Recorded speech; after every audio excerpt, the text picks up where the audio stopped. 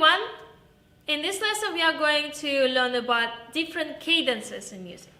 Okay, so I have a little definition here for you. What is a cadence in music? A cadence is a chord progression of at least 2 chords that ends a phrase or section of a piece of music.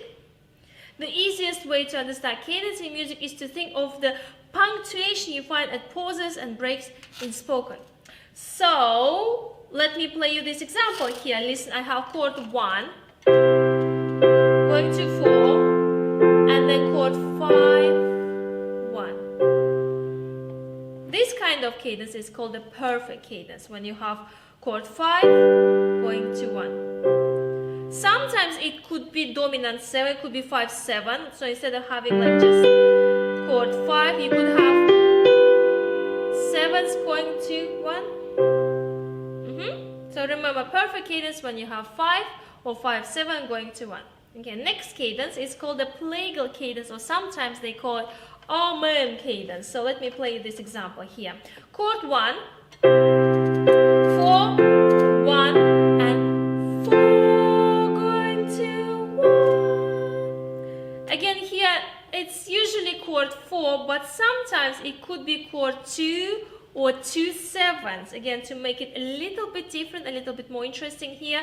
And we use a subdominant group of chords, so we could be subdominant chord, or it could be chord 2 or chord 2 7s. So listen, I can play instead of chord 4, I can play 2 7s. So starting from the beginning, chord 1, 4, 1, and then here maybe I can play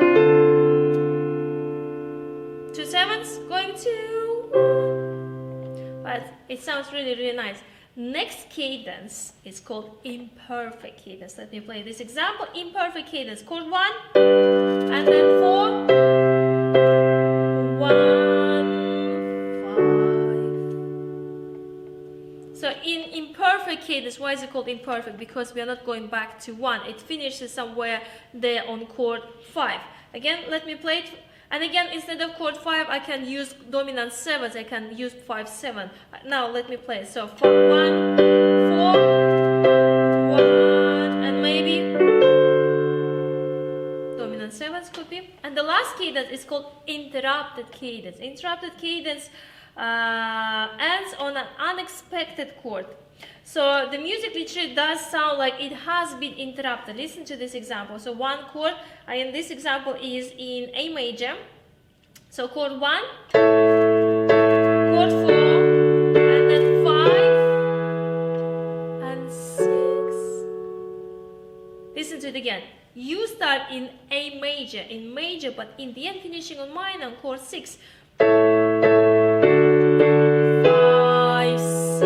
Or it could be the other way around. If you were playing in minor, for example, I can play this example in A minor, but then last chord it will be major. Listen. A minor, chord 1, chord 4, dominant chord, and 6. Sounds really, really nice, especially when you write your composition and you're nearly coming to the end of the piece and everybody's thinking like, what's going to be the end? And everyone wants this chord, but you're not giving it. Well, that's a trick. You do it. Everyone is thinking. And then it comes to chord 6. And then you can start again. And then you can give chord number 1. Okay?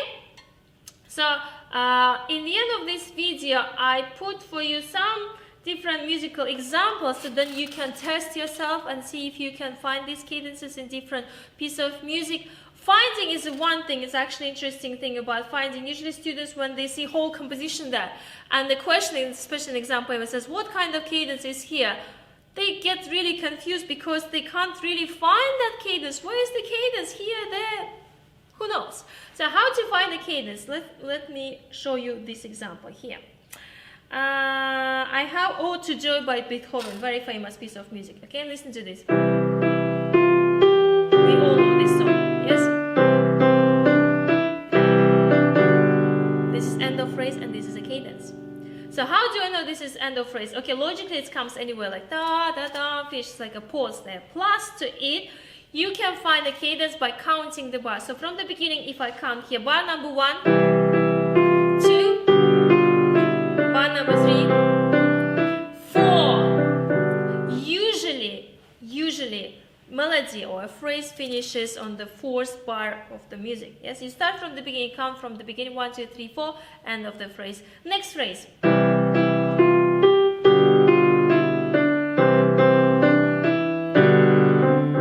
Another phrase. Okay, let's count next one. 1, 2, 3, 4, next bars.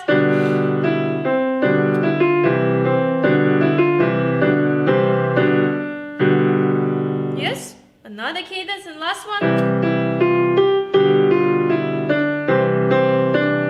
And perfect cadence in the end, of course. So how to find the cadence? You need to count the bars, and usually every 4th end of the 4th bar or end of the 8th bar is the cadence, is the end of musical sentence. Okay? Next one, I have here other musical examples for you. You can listen to it and then practice yourself, see if you can find which cadence are here. I have another example, the last example for you. This is Haydn's D major sonata. D major sonata, and again here, how to find which cadence and where it is. I will play it for you from the beginning. Listen.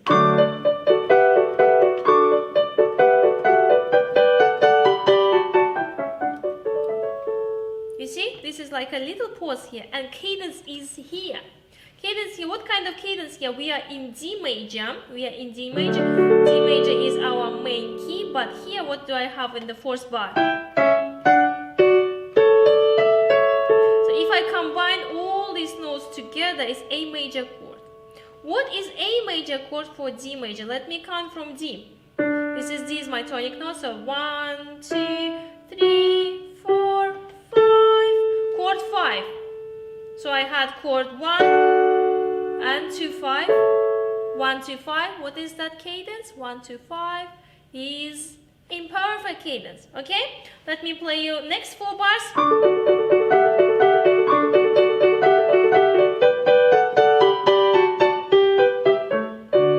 So here another cadence. Listen to it.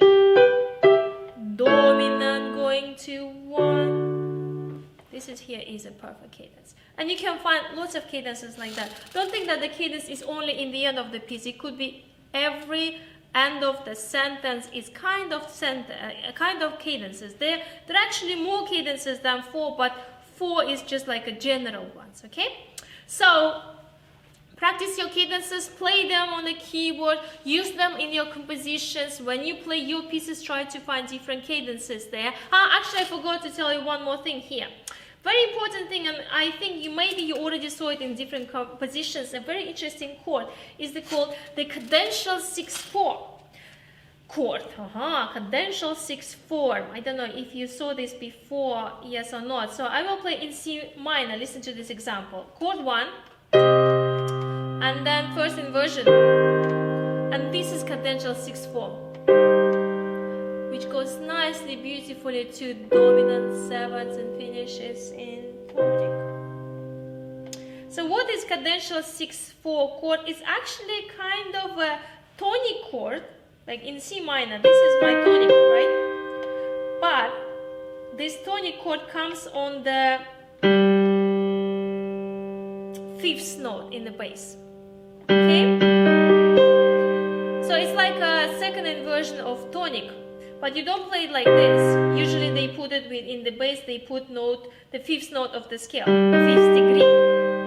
And on top is a tonic chord. And it really nice, comes really beautifully just before the dominant. So when you build up your cadences, you can use this cadential 6/4 chord everywhere. So it will be like a tonic, and then you can give subdominant, and then you can give cadential 6/4. And then dominant and tonic. Okay? So after this video, straight away you will watch the examples, which you can listen to it and recognize different cadences. And see you next time. Bye bye.